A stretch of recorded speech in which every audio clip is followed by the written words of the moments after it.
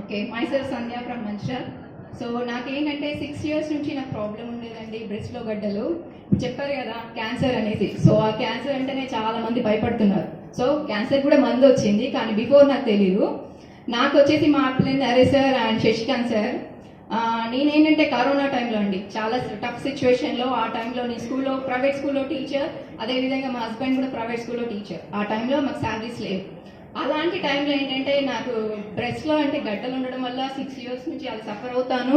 Medicines use చేసినప్పటికీ వాడినంతసేపే బాగుంటుంది, తర్వాత మళ్ళీ యథావిధిగా వస్తూనే ఉండేది అనమాట.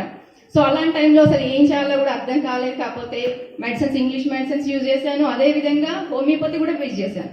సేమ్ అదే సిచ్యువేషన్ అనమాట. అలాంటి టైంలో ఏంటంటే సార్ నాకు ప్రజెంటేషన్ చెప్పడానికి వచ్చారు మా పక్కన ఒక మేడం వాళ్ళ ఇంటికి. అట్లీస్ట్ నేను వినడానికి కూడా ఇష్టపడలేదు ఆ టైంలో. సో వాళ్ళు చెప్తుంటే నేను బయటే కూర్చొని వచ్చేసాను. మళ్ళీ సెకండ్ టైం వచ్చారు.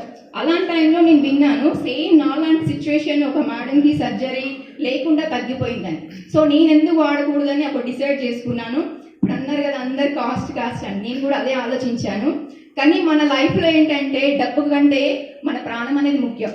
సో ఖచ్చితంగా ఒక మంచి డిసిషన్ తీసుకోవాలని ఆ నైట్ అంతా ఆలోచించాను. మా హస్బెండ్ కూడా చెప్పాను, ఆ 3100 నేనే పెట్టుకుంటాను, మీరు ఇవ్వద్దు అని.